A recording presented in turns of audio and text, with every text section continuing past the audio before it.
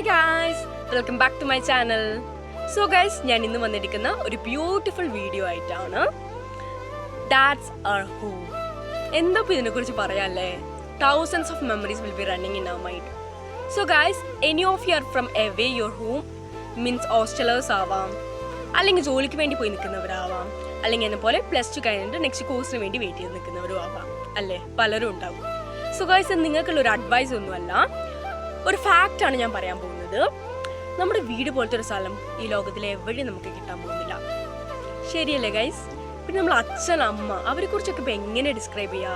The 2 pillars, the strong hold always stands behind us. Once you fall their hands hold our arms. പിന്നെ നിങ്ങളൊന്ന് ആലോചിച്ച് നോക്ക്, ഈ ലോകത്തിൻ്റെ ഏത് കോണിൽ പോയാലും there is a group of people always judge us and find our mistake. The place where no one finds a mistake, അത് എവിടെയാ? വീട്ടിൽ.